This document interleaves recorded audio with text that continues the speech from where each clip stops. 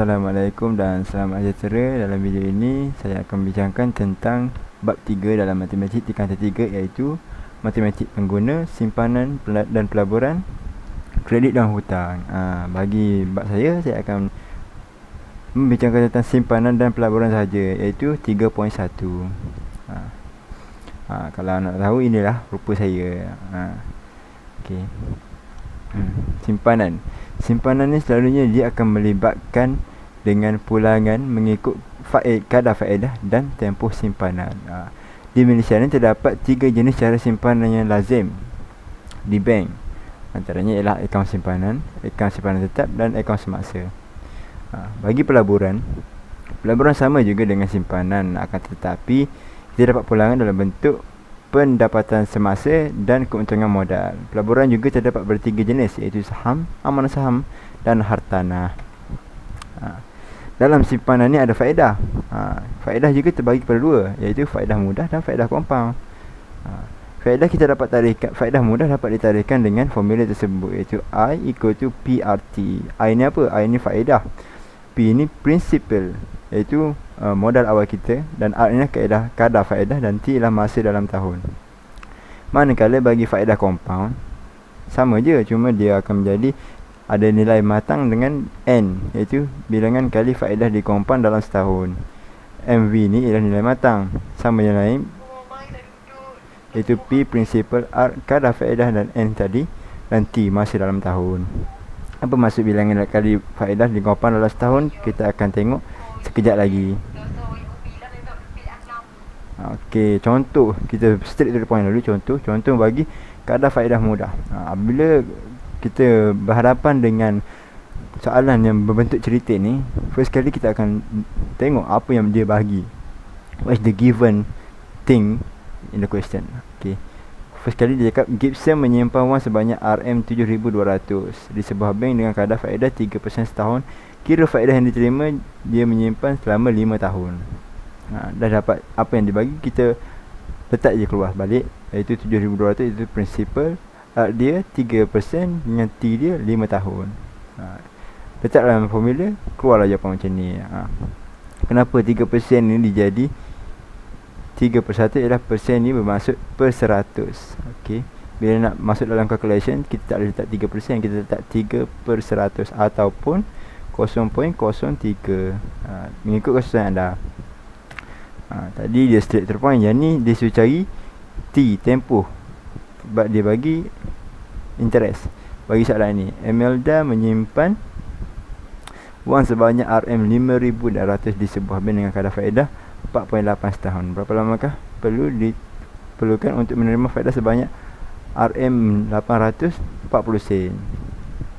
Jadi benda yang sama, kita list out balik benda-benda yang dibagi dan letak dalam formula. Ni 4.8%.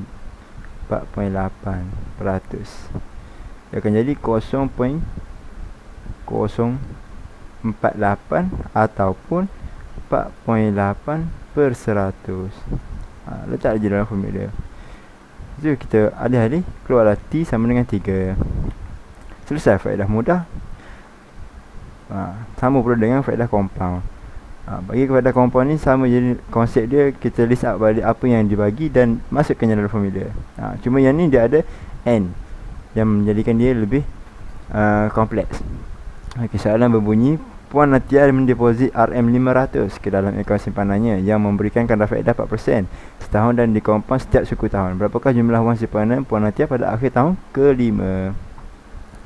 Apa yang kita dapat ialah ni prinsipal dia, ni R dia, ni T dia. Mana N? N ialah dikompaun setiap suku tahun. Jadi maksud dia, dalam masa setahun dia dikompaun setiap suku. Satu tahun ada 12 bulan. Jadi 1, 2, 3, 6, 9. Bila suku tahun dia akan makan 1/4. 1/4 daripada 12 ialah 3. Jadi kalau nak cari N, kita bahagikan bulan yang dikompaun dengan tahun. Tahun dengan bulan yang dikompaun. Contohnya, satu tahun ada 12 bulan dan dikompaun sebanyak suku tahun, iaitu 3. Keluarlah 4. Ini bagaimana dapat N. Dah dapat semua, kita isi je dalam formula. Keluarlah jawapannya 610.10. Bagi perbankan Islam pula, kat Malaysia ni ada sistem perbankan Islam. Contoh-contoh sistem perbankan Islam ialah berdasarkan bukan contoh, ciri-ciri sistem perbankan Islam ialah berdasarkan hukum Islam, iaitu syarak, mengurangkan risiko diuruskan mengikut perjanjian, mengikut prinsip keadilan halal dan perkongsian keuntungan tanpa riba, dan kadar pulangan diketahui semasa tempoh matang. Terdapat satu prinsip dalam sistem perbankan Islam, itu prinsip wahidah, iaitu harta atau wang tunai yang diterima dengan persetujuan pelanggan untuk disimpan di dalam bank. Pihak bank bertanggungjawab atas keselamatan harta atau wang itu. Jadi tidak perlu rusinglah dengan duit anda dalam bank Islam. Bila melibatkan perbankan Islam ini, selalunya melibatkan dengan penggunaan hibah. Apa hibah ni? Hibah ni adalah hadiah. Okey, sama je dengan faedah, iaitu ia memberikan balik pulangan kepada kita. Okey, macam mana nak cari peratus hibah? Ialah ini kita dapat keuntungan yang kita dapat. Inilah untung bahagi dengan kita punya modal awal ataupun principal. Seperti yang ni dalam soalan dia cakap Ahmad menyimpan RM340,000. Inilah modal awal ataupun prinsipal dalam akaun simpanan di sebuah bank Islam mengikut prinsip wadah selama 1 tahun. Pada akhir tahun, dalam mempunyai RM34714. Jadi tambahan Y ialah 714, merupakan hibah dari bank itu. Hitung peratus hibah yang diperoleh Ahmad. Macam mana saya kira? Selesai bab simpanan. Simpanan tak apa, mudah. Tapi untuk pelaburan pula, dia lebih rumit. Bila pelaburan ni dia ingin mengira ROI. ROI ni apa? ROI ialah Return of Investment. Dia nampak kelas lah sikit kita cakap bahasa Inggeris kan. Kalau dalam bahasa Melayu ialah nilai pulangan pelaburan. Jadi inilah cara formula untuk ROI. Jumlah pulangan bahagi dengan nilai pelaburan awal darab dengan 100%. 1%, sorry. Pulangan dia, pelaburan ni ada 3. Macam simpanan tadi ada 3 juga. Untuk faedah compound, faedah mudah, faedah compound dengan perbankan Islam, iaitu hibah. Manakala pelaburan ada 3 juga, iaitu amanah saham, hartanah dan strategi pemurataan. Sekarang kita masuk amanah saham dulu. Dalam amanah saham ni ada 3 perkara penting, iaitu dividen, share bonus, keuntungan modal. Apa itu dividen? Dividen ialah lazimnya diterima pada akhir tahun kewangan dan iaitu berdasarkan wang yang dilaburkan. Share bonus pula ialah merupakan share tambahan yang diberi secara percuma kepada pemegang saham yang sedia ada. Yang ketiga ialah keuntungan modal, peningkatan harga saham semasa saham dijual. Tanpa melengahkan masa, kita straight kepada soalan. Pada soalan pertama ialah pada 1 Januari 2019, Irfan melabur dalam amanah saham Bumiputera sebanyak 4,000 unit yang bernilai RM1.50 seunit. Bagi tahun kewangan berakhir 31 Disember 2019, ASB membayar dividen sebanyak 65%. Pada 1 Januari 2020, Irfan menjual semua hak saham dengan harga RM2 seunit. Berapakah nilai pulangan pelaburan Irfan? Jadi, apa yang soalan inginkan ialah ROI, iaitu nilai pulangan pelaburan Irfan. Jadi ROI dia apa? Caranya ialah, firstly kita list out apa yang kita dapat, seperti ni. Dan nextnya, cara penyelesaian ialah mula kita cari modal awal kita. Macam yang Irfan ni cakap 4,000 unit. 4,000 unit dalam harga RM1.50. Darab je lah, dapatlah nilai untuk modal awal. Dividen yang kita dapat ialah 6.5% darab dengan 6,000, iaitu modal awal. Keluarlah 390. Bagi peningkatan harga saham, iaitu perubahan antara harga saham daripada 2019 hingga ke 2020 ialah RM2 kepada RM1.50 kepada RM2. Bezanya ialah 5%. Okey, datang 5% kita boleh kira lah keuntungan modal, iaitu unit 4,000 kali dengan 5% keluarlah 2,000. Jadi jumlah pulangan yang kita dapat ialah 350, iaitu dividen, tambah dengan keuntungan modal kita, iaitu 2,000. Hasil tambah 2 ni ialah 2,390. Dah tahu jumlah keuntungan ataupun dan dikenal pasti sebagai jumlah pulangan, kita boleh kira nilai pulangan pelaburan iaitu ROI. Jadi ini JP dengan modal awal. Okey. Dah dapat isi je dalam formula, keluarlah macam ni. Untuk mengenal pasti soalan amanah saham ni selalunya ada perkataan amanah saham. Mudah je. Dia melibatkan amanah saham. Selesai bagi amanah saham, kita beralih kepada hartanah.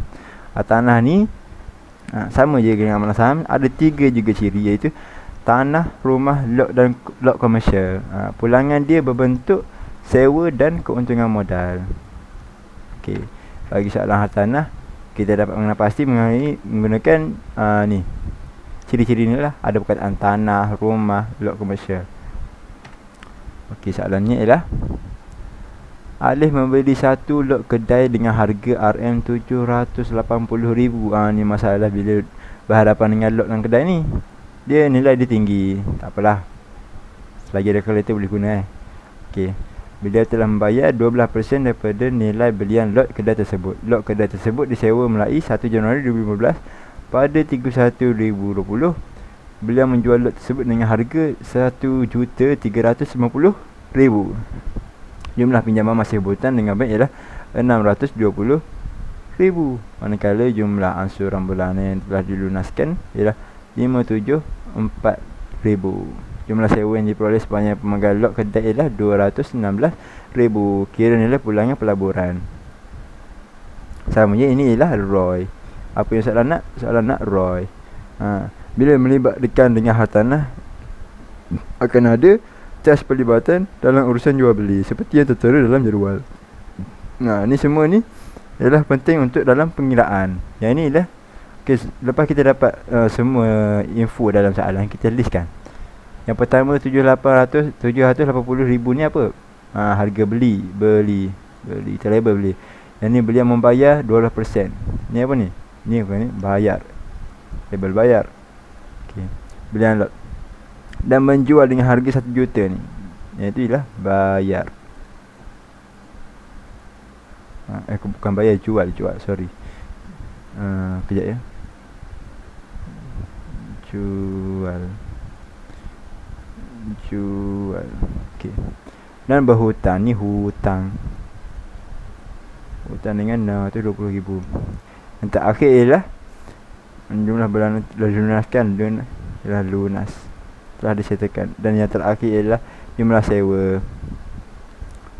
Dah label semua, kita boleh mulakan pengiraan. Firstly, kita cari bayaran nilai belian. Itu 12%. Jadi sama je 12% kali dengan harga yang dia beli yang tadi. Keluarlah 93,600. Dah keluar yang ni, kita boleh cari keuntungan modal. Macam mana nak cari keuntungan modal?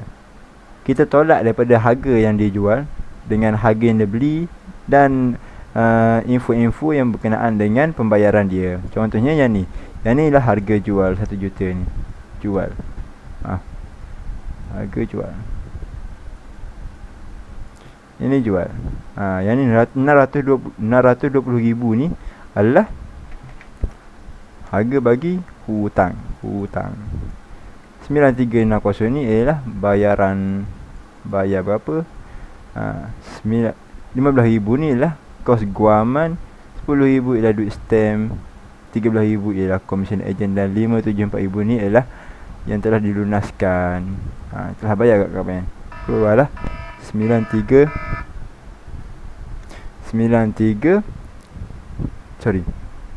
keluarlah 23,800. Jumlah pulangannya ialah hasil tambah daripada keuntungan modal tambah dengan sewa tadi. Sewa ni untunglah kita dapat duit. Macam tu je. Tambah-tambah keluarlah 23,900. Masukkan dalam ROI jumlah pulangan dengan harga awal, iaitu harga beli. Keluarlah harga beli. Keluarlah 30.74. Itu saja untuk hartanah. Bagi strategi pemerataan pula, kita akan guna formula kos per rata, iaitu jumlah pelaburan bahagi dengan bilangan unit saham yang dimiliki. Sama je, jumlah pelaburan bahagi dengan bilangan unit saham. Saya selalu letak bas. Basing. Bagaimana nak camkan soalan ni? Ialah Soalan ni melibatkan dengan satu jadual ataupun dengan pelaburan yang mengikut bulan-bulan tertentu. Contohnya lah Puan Nadia melabur RM540,000 dengan membeli semua saham sekaligus dengan RM3 seunit. Manakala Puan Olivia melabur RM540,000 dengan membeli saham mengikut bulan-bulan tertentu. Kena pasti kos purata unit yang dimiliki Puan Nadia dan Puan Olivia. Seterusnya, tentukan siapa yang pelabur lebih bijak. Okey, kita dah tahu apa yang dia nak, iaitu tentukan kos purata seunit dan jumlah saham yang dimiliki oleh Puan Nadia ataupun Puan Olivia dan pelaburan bijak. Yang ni yang soalan nak. Tunggu apa lagi, kita selesaikan. Firstly, kita selesai yang mudah, iaitu untuk Puan Nadia. Puan Nadia ni dilabur dalam satu unit secara tetap, iaitu RM540,000 bagi item yang RM3 seunit. Kita bahagi je untuk dapatkan jumlah saham, iaitu RM540,000 bahagi dengan 3. Dapatlah keluar jawapan 18000. Nak cari kos purata seunit saham dia, bahagikan balik RM540,000 bahagi dengan 18000. Keluarlah RM3. Sama je. Ni adalah untuk Puan Nadia. Puan Nadia mudah. Tapi untuk Puan Olivia yang melibatkan banyak pengiraan, iaitu berdasarkan jadual tersebut. Firstly, 5400 tu dia bahagikan kepada 5 bagi purata yang sama bagi semua bulan. Dapatlah 0800. Keluar ini. Kalau anda dapat perhatikan, bagi setiap bulan terdapat jumlah harga seunit yang lain-lain. Untuk bilangan seunit saham, bahagi je lah. Kita bahagi sampai habis. Kalau nak buat jadual, nampaklah sikit cara pengiraan. Keluarlah ni. Yang ni ialah jumlah. Ni jumlah pelaburan. Dan ini ialah bilangan unit saham. Kita dah dapat jumlah pelaburan dengan bilangan seunit saham. Jadi dapatlah kira kos purata seunit saham. Sama je. Keluarlah macam ni. Okey. Lepas tu lastly kita akan tentukan manakah pelabur yang bijak berdasarkan perbandingan antara Puan Nadia dengan Puan Olivia. Puan Nadia ada RM3 seunit purata, manakala Puan Olivia dapat 2.91. Bagi pada pendapat anda, apa yang lagi bijak dan kenapa? Jawapannya ialah Puan Olivia. Kenapa Puan Olivia ni bijak?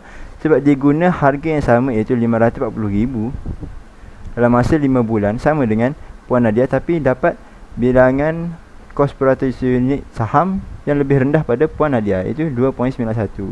Manakala Puan Nadia RM3. Itulah sebab kenapa Puan Olivia ni bijak melabur. Itu sahaja bagi bab 3.1 ini. Saya harap anda faham. Maaf kalau ada kesulitan ataupun ketidakfahaman. Terima kasih.